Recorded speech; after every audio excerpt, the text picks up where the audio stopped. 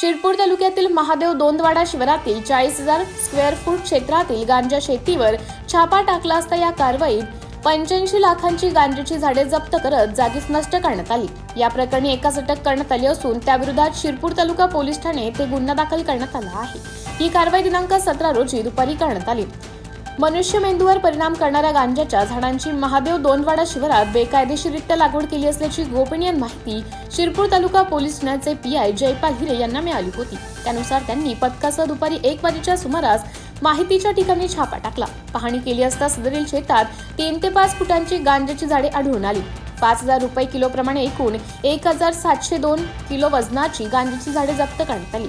त्याची एकूण किंमत 85,13,600 रुपये इतकी आहे। तसेच या गांजाच्या झाडांची लागवड करीत त्याचं संगोपन करताना गणपत साहेबराव पावरा वय 28 वर्ष राहणार महादेव दोंडवाडा तालुका शिरपूर जिल्हा धुळे सदर इसम मिळून आला। त्याविरोधात पोलीस कॉन्स्टेबल भूषण पाटील यांच्या फर्यादीवरून NDPS ऍक्ट प्रमाणे गुन्हा दाखल करण्यात आला आहे। पुढील तपास PSI मनोज कचरे करीत आहेत। MTV न्यूज साठी तालुका प्रतिनिधी राज जाधव शिरपूर।